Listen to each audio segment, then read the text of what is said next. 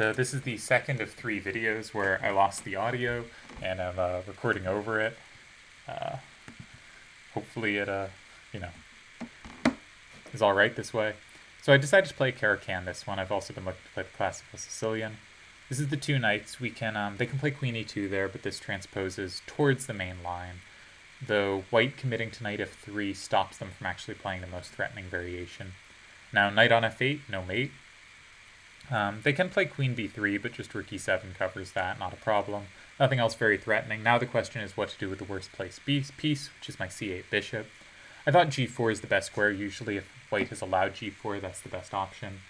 I played bishop C7 quickly. After the game, I think maybe knight G6 made some sense.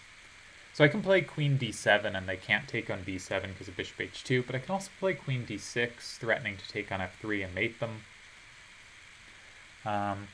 But the thing here is often, if they've played H3 and I've played like bishop H5 at some point, I'd have rook E3 and queen G3 and just a crushing attack. But here I didn't.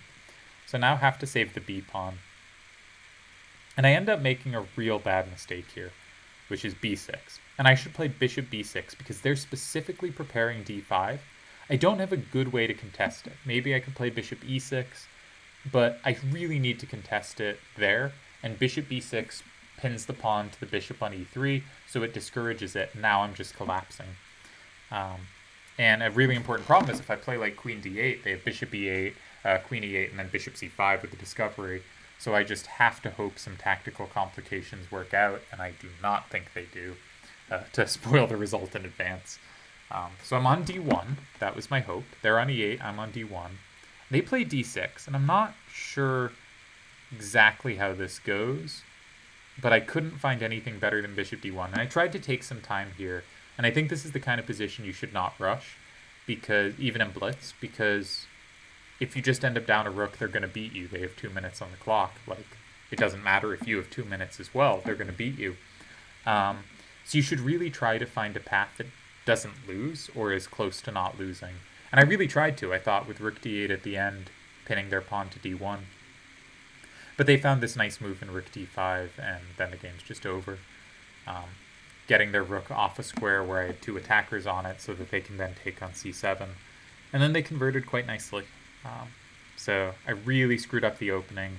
I underestimated the power of D5, and I missed bishop B5 after. B6 was just a weakening move. Bishop B6 is not usually where the bishop is good in this opening, but with their pawns on H2, G3, and F2, the bishop on C7 was going to just be completely blocked forever, and it would have been fine to move it to B6. It would have saved the B7 pawn, and it would have discouraged the advance they were playing for, and I didn't think it through at a strong enough level, and got a really bad position. So my one saving grace here is my knight on D7 means they never have a bishop D7 fork at the end of the lines, which the arrows hopefully made clear to someone. Because I can take queen takes rook C8, and they don't have bishop D7 at the end, but they end the game with queen D8 here. And I can't take it. I don't have a check on D1. They're coming with bishop A6 next. I can't move my knight. I can't do anything. I think a really nicely played game by my opponent, where I did equalize out of the opening, but I did not deal with the pressure on B7 well, and I did not deal with the threat to play D5 well. And those two tactically just exploded my position. So again, I took a little time here just because if there is a way to continue the game, I should find that, because any move I make quickly here will lose very quickly. But couldn't find anything. So lost, and wanted to check sort of where I had gone wrong, hence not taking the rematch. So this is all pretty normal. Bishop G4 should be fine for black. I should be equalizing here, basically. You'll notice the computer very close to giving just zeros. And now black's a little better after the passive bishop E2. And I wasn't sure the move. I played bishop C7 quickly here, trying to set up the queen D6 battery, because the batteries here are so strong. But that is somewhat better if white has started making moves around their king side. Here they haven't. So I like knight G6 or knight E6 as just an idea of developing more pieces. And I think this all makes sense. But again, if their H-pawn was gone, I'd have rook E3 tricks there, and I don't now. And I really underestimated the D5 advance, and that my bishop on C7 was no longer the good piece it often is. So bishop b6 would have been a nice move. It's interesting the computer likes h5. Knight g6 just developing makes sense. Anytime they take on b7, I have rook b8 and I get a lot of counterplay. But yeah, my position after bishop b5 is a huge problem. And I think my opponent played really well this game. And bishop b6, as I'm talking about, I'm sure, discourages this because then I can take on e3 and reply. And so d5 is not such a worry. I also, when they do play d5, I should leave it alone, right? I shouldn't walk into bishop b5. If they take, I can take back queen. And I get out. I use that to sidestep the rook's threat. So I switch back to the Sicilian for this one. Will we get a classical Sicilian? No, we get a Rossolima. Sorry, a Moscow variation. I'm used to playing knight c6 Sicilian, so I say the Rossolima. Now, rook e1 is a good move, because white can play with either c4 or with c3 and d4. And there's a modern way with b3. But against c4, g6 and bishop g7 is really good. But against c3, it's not very good. And because white has delayed that, I don't know which they'll play, and I have to go with e6 because they can respond the proper way if I go g6 and really punish me. Now, bishop g5 isn't the move given in the Shankland quick repertoire, but it is given. So I assumed I was doing okay here, and I kind of continued developing as you're supposed to there, intending to meet e5 whenever it comes with knight e8. And he describes this as like a comfortable position for black. There's an extra bishop and knight on the board because they didn't play bishop g5 and trade it in the line he gave in his short and sweet. So this position's supposed to be a comfortable type of position. Now to me, it looks a bit cramped, so I wasn't really sure what to do with it. I liked my move here. I like taking back rook on c5. I think that keeps my pawn structure very clearly the stablest. And I think after dc5, a move like knight c4, d6 feels weak. My pawn on c5 feels potentially weak. So I really liked taking back rook. I was pretty proud of that, given that I almost took back pawn without having thought about it. I realize this does not seem like much for a move to be proud of, but I thought it was a good decision. I think an important note is I have rook d5 anytime I need it, and a little while down the road it came up, but I was kind of happy to have mentioned this as a nice point, given that it did actually occur.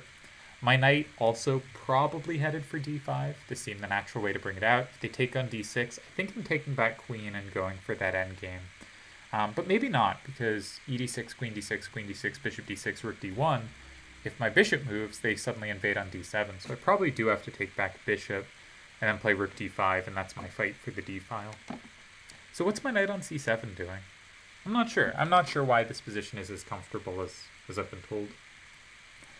And here, I completely missed their move knight d7, but I have rook d5, so I'm okay.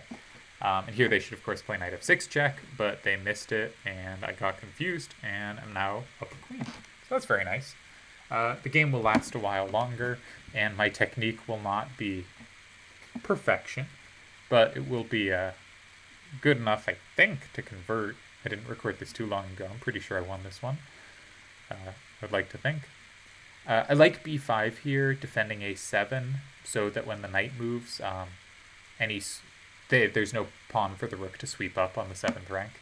I was thinking play knight d5 at some point, just to remove their defensive piece, but what's the rush? What are they threatening? My bishop covers d8, the rooks can't even chase my queen. Don't know what that does. I can sort of think someday about kind of bishop e5, and if my queen gets to the back, I have mating ideas, but the rooks still cover it.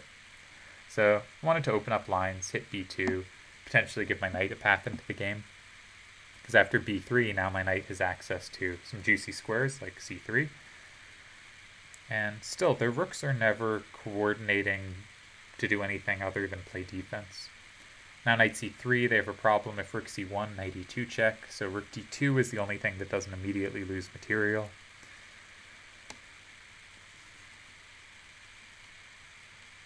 And I think they go rook d3 here, and I just took the pawn on a2, which seems fine to me.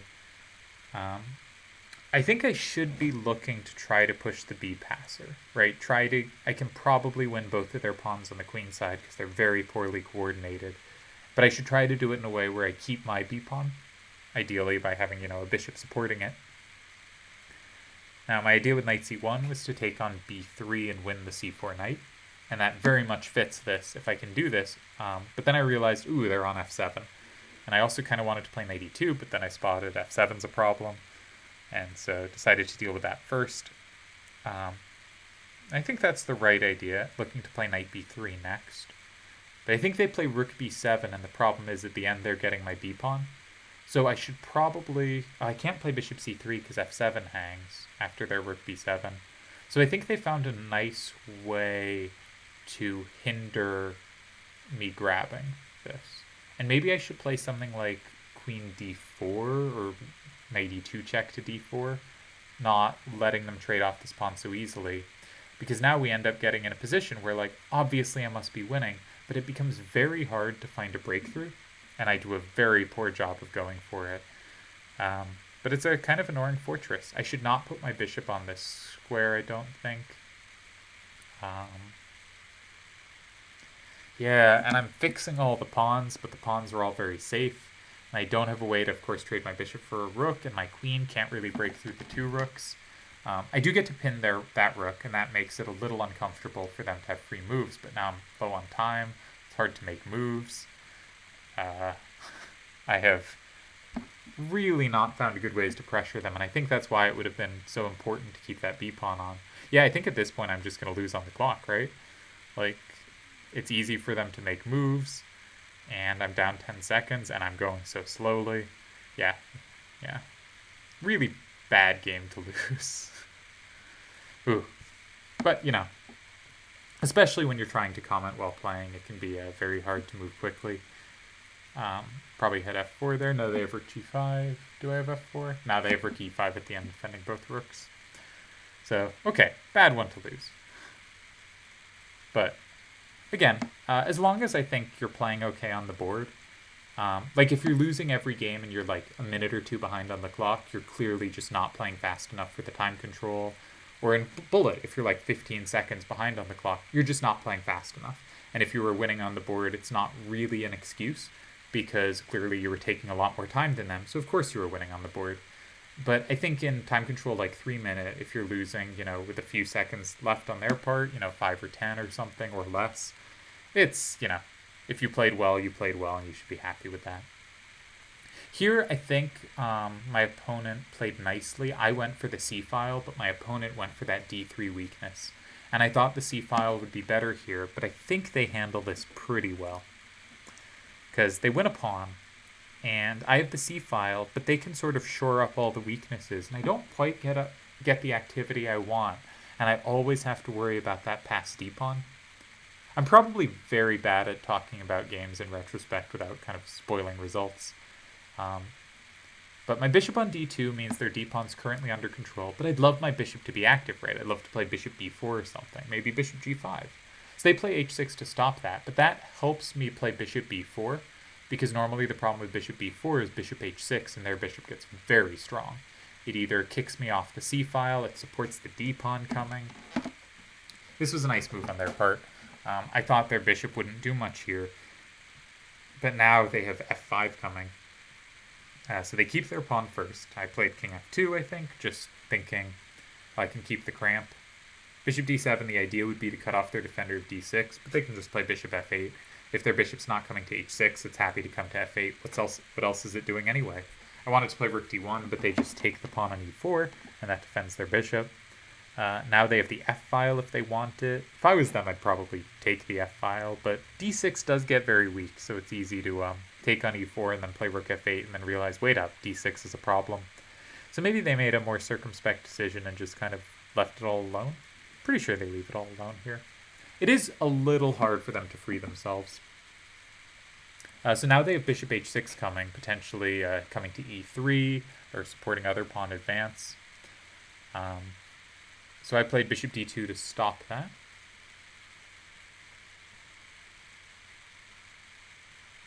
And now, I think I took on f5, and then, yeah, tried to trade, or yeah, bishop f5 with the idea that e4, bishop h3 with the idea that e4 would hang the f5 pawn, but they were clever. They noticed, they have e3 check at the end, and I lose, so I can't take f5. But instead, I, make their king a little awkward. I get my bishop out of the way, so e3 check isn't the end of the world. My king try to stop the pawns. It's hard for their dark squared bishop to drive my king off. So I think they move their light squared bishops so the pawns can run, but with my bishop on e3, it's a little hard for their pawns to get rolling. And I can start creating threats with my rooks because their king has no squares. So suddenly I have sort of rook h7 in the air, and it's a little dangerous for them. And I play f5 to cut off their bishop covering h7. I'm now threatening mate, and I calculated one line that needed calculating, d2 check, king e2, bishop f3, and then I can just take on e3 so they can't queen with check. Obviously, if they made a knight, I just take the bishop and it's still mate next turn. So I snuck out of this one, but I thought kind of strategically they outplayed me at the start, and then ended up allowing my rook invasion to be stronger, but it didn't deserve to be as strong as it ended up being. So kind of happy I won that one, but not. I like when strategic play is rewarded. I like when I make good strategic decisions and then end up finding tactical shots to justify it. And here I think I was strategically outplayed and got kind of lucky in the sort of complications that occurred. So here, I felt like playing some endgames, but they did not give it to me. Oh, I remember this game. Alright, once again, I'm going to be too spoilery, but this game was some nonsense. So I play a little passively. I like the queen on a5 just to keep a little eye on the bishop. And here I tried to, think, let's trade some pieces. I'm up a pawn. I don't want to get mated. The more pieces that are gone, the better in general. So let's trade some pieces. Let's force some trades. And suddenly, like, bishop b7 I'm not so sure about, or bishop a6. In general, the only way I really get in trouble here is if I castle and they push like g4, g5 and mate me, or if they have some kind of sacrifice on e6 and break through. And I didn't keep my pieces covering e6, and I think that was a mistake. Now, I more mean practically than like theoretically, because this game I should be winning basically the whole way. But in practical terms, I really got to be careful about e6, because it can be really hard to defend those positions. Anytime they play rook e1, it gets quite scary. And I'm just sort of trying to trade a few pairs of pieces and find some safety for my king. And queen g3 was a nice move. I was expecting rook e1, but this is actually a really annoying pawn to defend. My knight on h5 won't be secure. Anytime I play g6, they rip on e6 immediately, as I think I was pointing out there. And so I end up playing rook g8, maybe king f8, but then taking... It's all just a little uncomfortable. So I take on b3 first, get rid of something that attacks that e6 square, and then they go for it anyway, I think. And this should not work and does not work, and I think I defend well for a while. But it's always tough when you have to make, 10 or 15 defensive moves and just make sure you don't collapse each move. And as I said, this game frustrated me.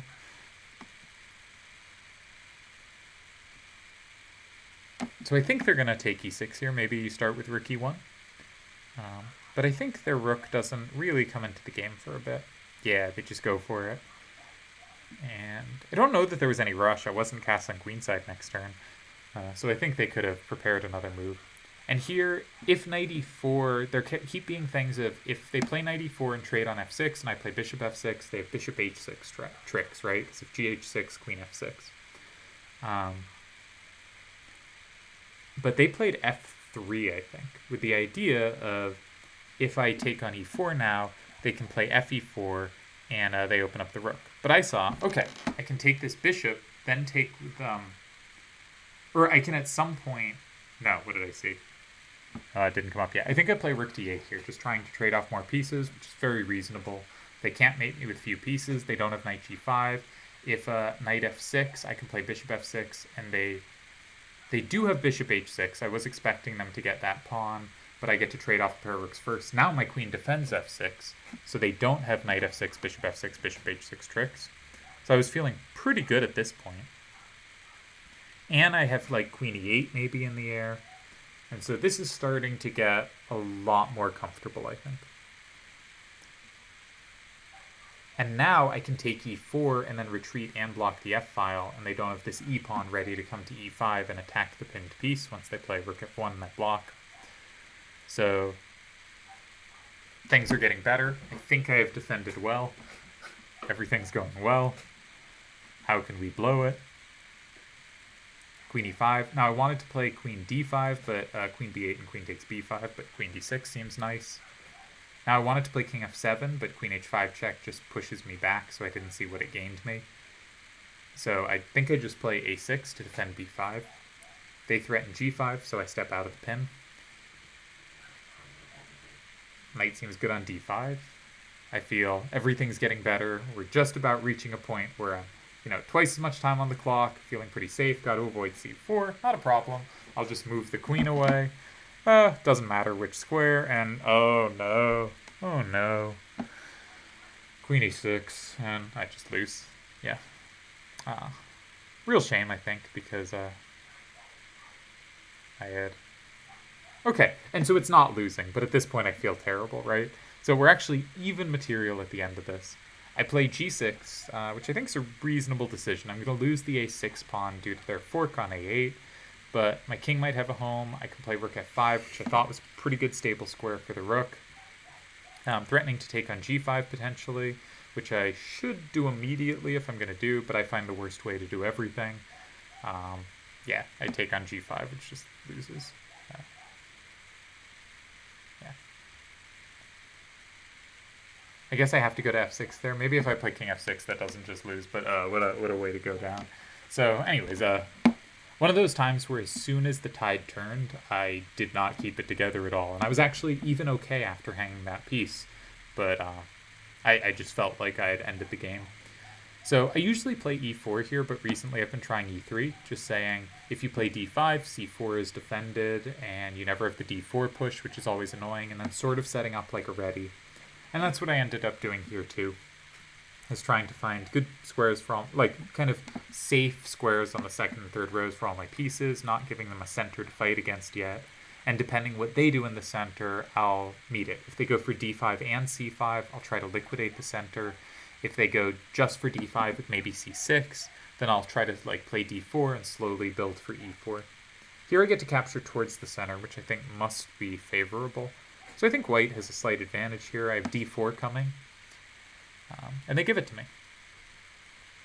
And then I bring my rooks to the middle. This all looks good to me. And at some point here, I go a little astray, because my position should be pretty good. So they're going to try to move the knight and have pressure on g2. So I thought, okay, I'll just cover g2, and then when they move their knight, I'll move mine. So if they play knight a5, I'll probably play knight e5, maybe knight d2, but probably knight e5. Here I thought knight e5 is more active than d2. I don't want to let them take on f3. And I thought I could sort of be clever meeting knight g6 with knight b5, because if they take my knight on e5, they have both c7 and f6 hanging after I play de5. So I hoped that this would be... But I think it's just kind of silly, I guess. Like, I'm sort of playing for little tactical nonsense, but not actually making moves that really improve my position. And I end up having to trade, and then I pressure a7. But what am I doing? Like, if they play a6, my knight comes back. Is achieving a6 or a5, does this actually hurt their position? Not really. And they decide they don't even have to defend it.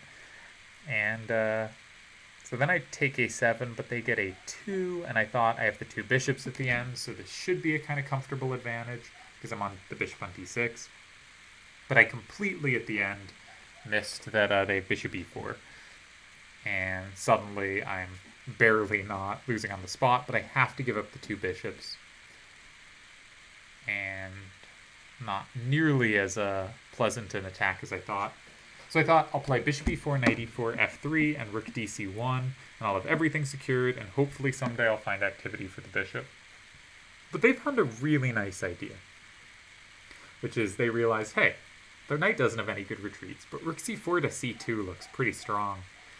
And they went for it, and then the position's a lot of trouble for me, because those two rooks on the second rank basically guarantee they can have a draw anytime they want it.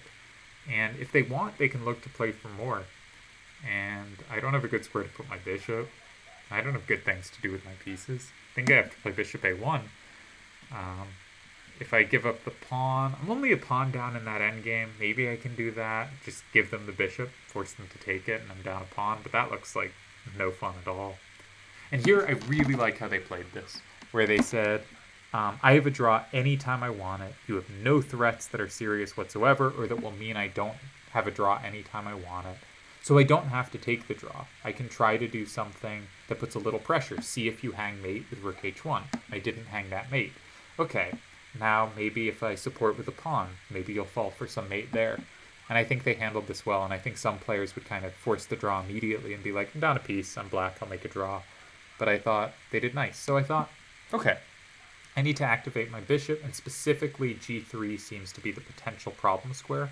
If they play g4, g3, that is not as useful as an h-pawn supporting because it doesn't quite support the same mating nets. But I felt like a bishop on e1 covered some of their threats, and I can't ever play like rook f1 or rook g1 because I just hang mate.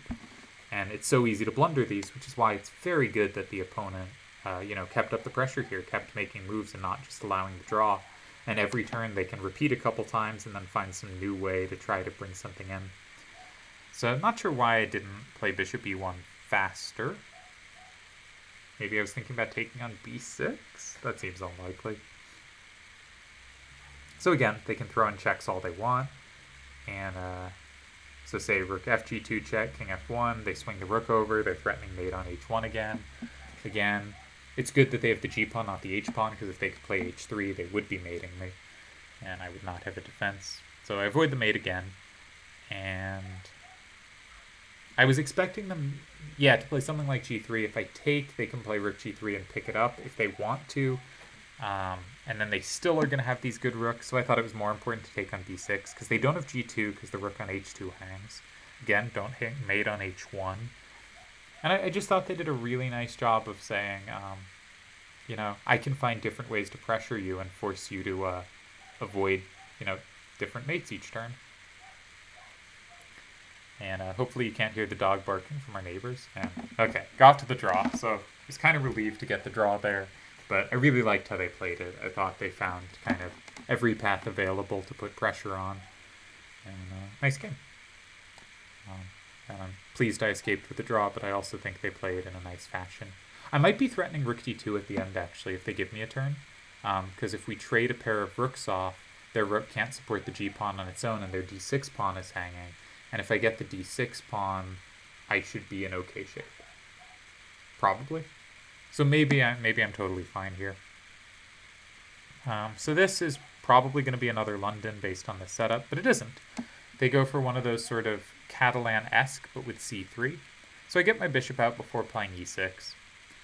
And I don't know. I think against these lines, I probably want the pawn on c6, not c5. Obviously, both are fine. But the pawn on c6 really blunts that bishop on g2.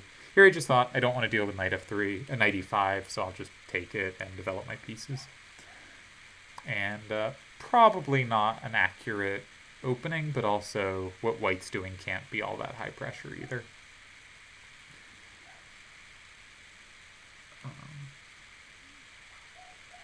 Okay. e4.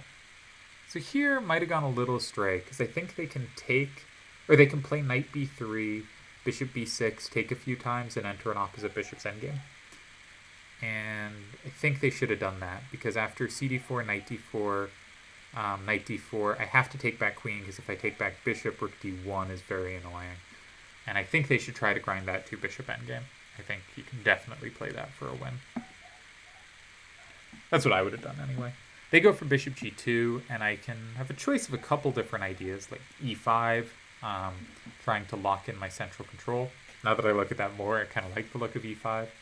I think I said I don't want them to have the 2 bishops, and I played knight e2, takes c1. And then my idea is their bishop on g2 isn't doing anything, and if they ever play e5, I will play knight d5. Also, their rook on f1 is tied to f2, and if they ever play like f4, knight g4 can be very strong for me. So yeah, I thought knight d5. I'm not too worried about hurting my structure here, because I think it's hard for them to support e5. And even if they do, they've gotten rid of their best piece, and their knight on b3 isn't doing much. And now they can't even weaken my pawn structure, so I'm feeling pretty good here. And then just make sure I have luft. There's nothing immediate to do. And I kind of like the look of queen g5. Hitting the e5 pawn, they can't play f4 because g3 falls. If they defend it with the c rook, then I can play rook ac8. If they defend it with the f rook, then I can play bishop f2. So they don't really have a good way to defend it. They defended it with their queen, which makes sense. But then I can contest the c-file. And I thought I should be doing pretty well here. And I think I am doing pretty well here. My knight's much better than their knight. My bishop's probably better than their bishop. I now have more centralized rooks. And here, I spotted a little trick to win a pawn. I was a little worried about it because the f-file, potentially I have problems on f7. But I can play a queen takes c1 and then come back to c7. Because I was worried that after rook d7, they'd have bishop d5 followed by e6 and blasting open. But the problem is the queen's only square on the f-file is f3, which blocks the bishop from playing d5. So I could have played rook d7, but I think queen c7 makes sense, defending the pawn and counterattacking theirs. And here I just have to find kind of an active way to take advantage of being up a pawn. So I started by putting my pawns on dark squares, just to make sure they couldn't be attacked. Their idea is rook c2, so I make sure to cover that. The c-file's mine, not theirs. My knight's great. They should probably try to contest it with their bishop. They didn't, so I started looking to enter the position, get a little more active.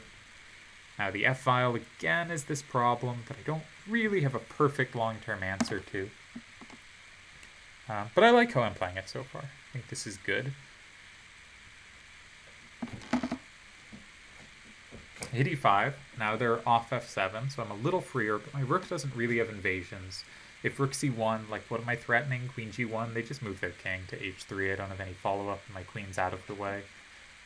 So I didn't really see a way to improve this position, which is why I ended up going for like wanting to play knight e7 and just bring the knight to a different square. First I made sure my rook and queen would be touching, just because that felt more comfortable. But a little hard to find the active plan here. Try to trade queens. And also the queen on d3 supports f5, so I can maybe play knight f5 sometime in the future. Though always got to worry about bishop takes in e6, and then the if my e-pawn takes, potentially I have a problem on g6, like queen e8 could be a threat in some lines. So I think I thought they should take here. They chose not to, which means I have enough time to do something to secure the position. Like rook d5, and also their queen now has no access to g6. So the position's getting better. Gotta go faster. Low on time. But we win another pawn. They get a pawn back, but I have a lot of checks. They can't come up to f4 because of rook f3 winning the rook. And they can't go to h4 because of knight f3 and then a discovery. So now I can throw in checks, win back some time, and also take some pawns. I thought the knight on g5 looked really good, trapping their bishop. They smartly made sure their bishop would have squares, throw in some checks, and between checks make advancing moves. But I gotta go back to the checks faster. Once I make a move, I should start pre-moving the checks and then make my next move. But here, I gave up the wrong pawn, and we're now just in a drawn endgame. And I end up losing this one on the clock, and feel they should have given me a draw here, but okay. What you gonna do? This will be pain, but it was more painful if you could hear what I was saying at the time. Yeah, I'm just too slow.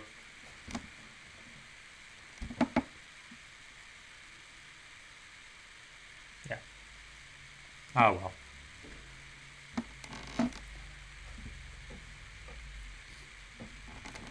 But again, I think I got an okay position out of the opening, essentially found a good plan from there, got a very nice position. So here we have the reverse open Sicilian, and I go for e3 with the idea of f4, trade their e-pawn, and then d4 will be unopposed. But I like how they handled it, and I got into a terrible, terrible position, spoilers. Because fe5, they now take back f-pawn, and I don't have d4 unopposed. So I start looking to get the bishop out, but I just make a series of bad decisions. I decide e4, f5 comes with tempo, must be good. But what essentially happens is that cuts the board in two, where I have all these pieces locked onto the king side. This knight on e2 is no real squares, this bishop on g2. And there's no progress to be made on the king side with any speed, and they have all these access squares. D3 is weak, D4 is weak. The position's just really miserable to play, and my pawn on F5 is not good. It's just sitting there making sure my light squared bishop is terrible. And I have to defend D3, and Rook F3, Bishop H5 is terrible, so I have to play Knight C1 if I want to hold it. And I should be like looking for ways to give back a pawn and try to, have some activity, but I couldn't see them because what am I attacking? Where's the weak squares? If you ask kind of Jacob Agard's questions of kind of what are the weak squares, they are all in my camp, and like all the potential open files are targeting me. What's the worst placed piece? How can you tell which of my pieces is worse than the others? It's probably the G2 bishop, but I don't feel proud of any of them. What's his other question? Here's a third question. Whose king is safer? Well, I guess both kings are pretty safe for now, but eventually my center will collapse and this will be a nightmare. Bishop G2, the idea is to get my knight off C1, or sorry, Queen G2, to get my knight off C1. So I'm slowly trying to unravel. All my pieces are the worst placed piece, so each move I'm trying to make a piece a little less horribly placed. Trying to trade something off, I decide this loses a pawn, but that's fine. I'm not doing anything else anyway. There's too much pressure on the A file. There's too much pressure against D3. We can lose one pawn. This is not... The problem with my position is not material. It's, it's not what the pieces are that have been taken off the board, and the difference is there. It's that all my pieces on the board are terrible. Look at that E2 knight. Look at that F1 bishop. Look at that queen on G2. Oh, so bad. But I haven't lost. Everything's currently defended. My rooks have a little more space, and I can pretend I have an attack on the king side now. So as things go, and they give me a hook to play against, which I thought was gracious of them. So I actually have a little more promising position than I have in a while. Do I want to trade pieces? I think I probably do want to trade one pair of knights. Maybe there's a better thing to do with my knight. But the knight on e2 is such a sad piece, and now maybe it has the c3 square. The knights were getting in each other's way. Potentially, if they play fg5, queen g5, they have rook e4 at the end, because there's the pin on the d-pawn. They didn't go for it. gf6 opens things up, but I thought my king is worse than theirs. So I thought g6 gives me potential for some tricks down the road. And maybe I'll stick a knight on h5, and just keep them a little tied to something. My bishop f1's not a terrible defender. Didn't hang knight b3, that's good. Probably will hang it. I will hang it later, as I recall. But I didn't hang it yet. There we go. I've hung knight b3. They don't spot it. That's good. We now have it covered. Good. They get b5, a move they wanted to make anyway. And now we hang knight b3 again. This time they spot it. What a disaster. Not much hope to be had here, but I'm sort of thinking, okay, knight h5, queen c3 to c5, maybe their king's a problem. Maybe I have some hopes that way. I never really have d4 because my bishop, even if I sack a pawn to open it up, doesn't have any squares. I don't want to win the c6 pawn because I'm just down so much material. I'd love to get in queen c5. Maybe there's hope there if I can get g7 and have that pass g-pawn. But they don't give me that. So what move's there to make? So I guess I have to take c6. But it's a little tricky for them, because if my rook gets to the 7th, then they don't have a way to defend g7 necessarily. But I guess they can play rook a7. But what else is there to do? So our problems are their b-pawn is a passer, and they are up material.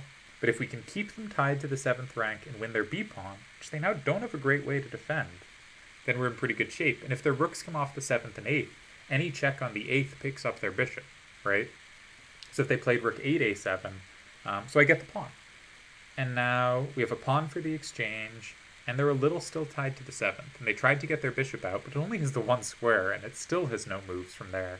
So they have a kind of ridiculous bishop, and I just start improving my position. And this isn't so bad. I don't really have a way to make progress, but they don't have a way to make progress either. They can't evict my knight on h5.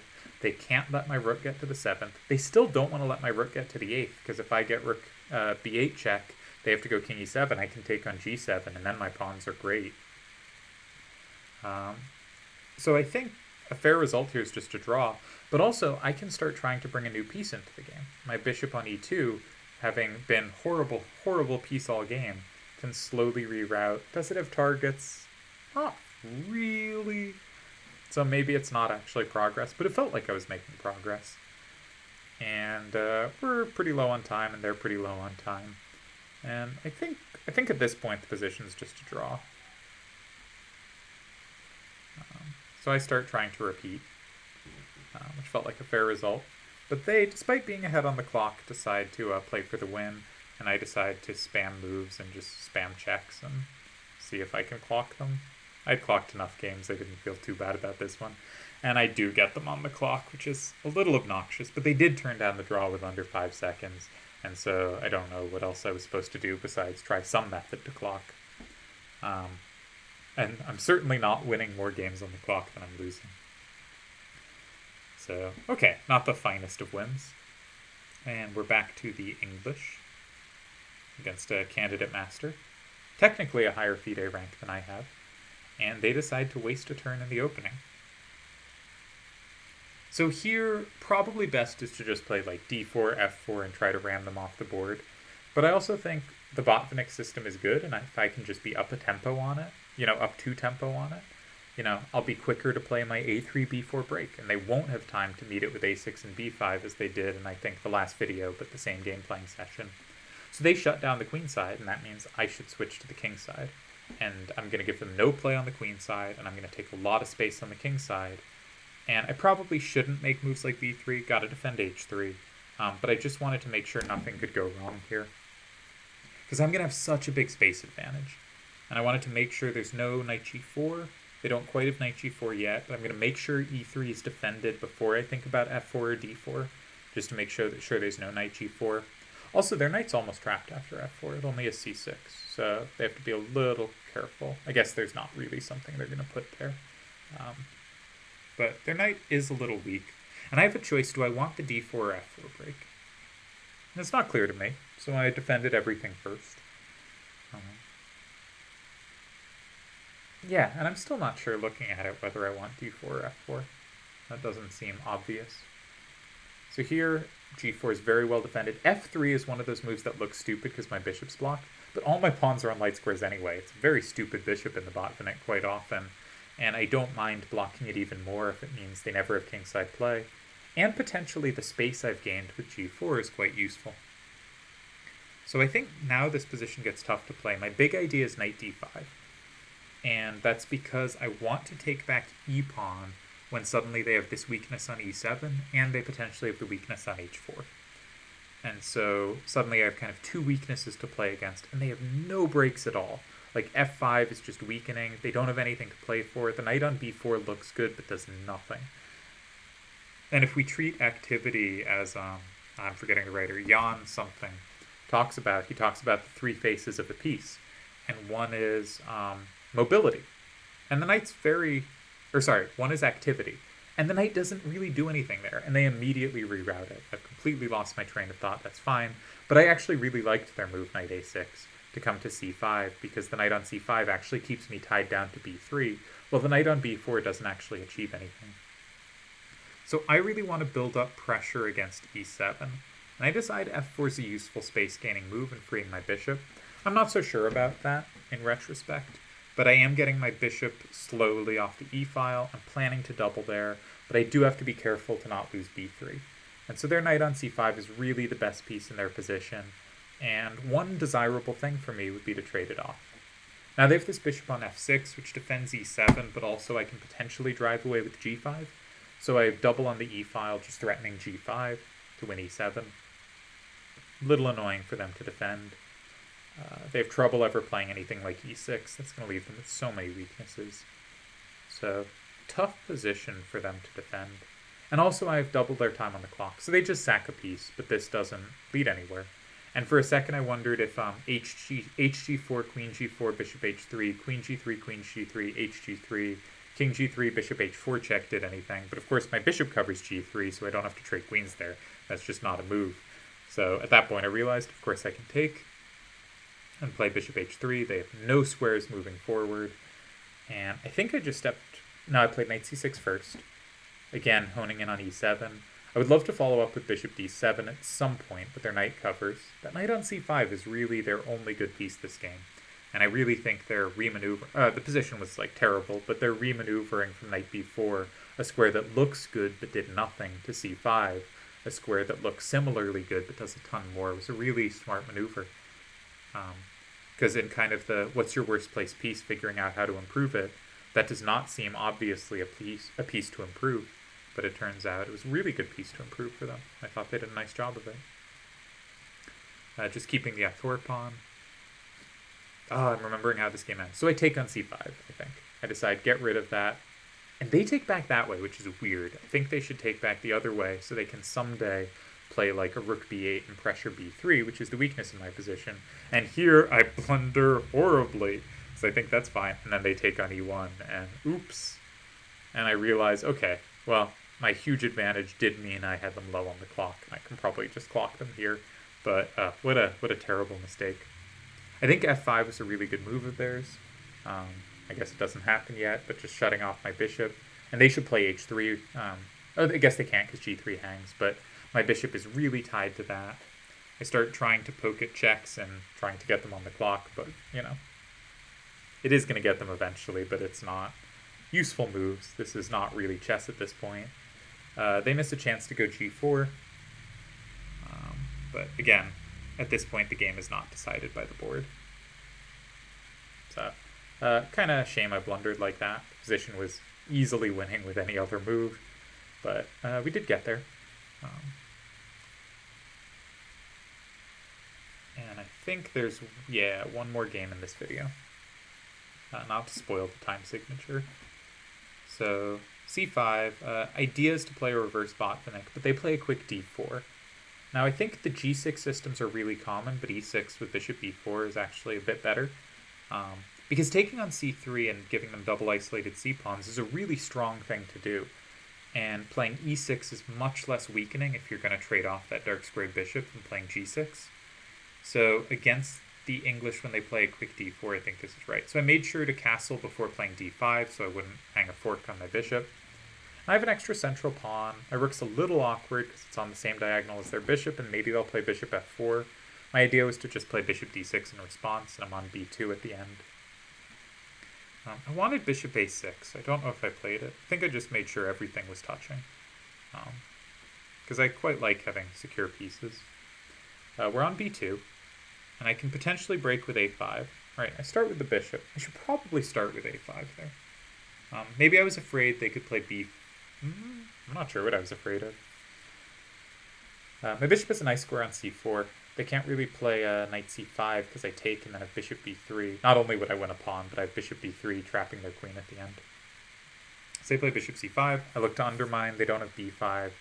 And I still have bishop b3 tricks sometimes. Like if I take here and they take back pawn, I have bishop b3. Yeah. No, I guess they have queen d4 there. But, you know, ideas like that are in the air. Here, they take back knight, I win the pawn. If they take back pawn, I do have bishop b3. So yeah, bishop b3, always a problem for them to worry about. Here, all my pieces are pretty good. I think the only thing really to worry about is e4.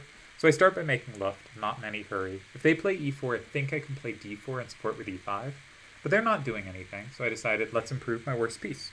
And it's coming to c5. I'm going to look to trade it off or play knight b3.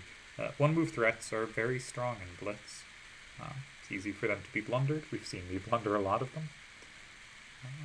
And the knight looks pretty good on b3. Or maybe a4, helping me invade with rook b2. I thought the knight was a lot more active on c5. And they hang the one-move threat. And now, hoping to take on c1, then take on d3. And just comfortably convert. They take back knight. Keep pieces on the board. So I should just find ways to keep improving my position. Hit the rook. Hit the rook again and open the c-file. Trying to trade queens. I didn't think they really had a way to avoid it without invasion. And yeah.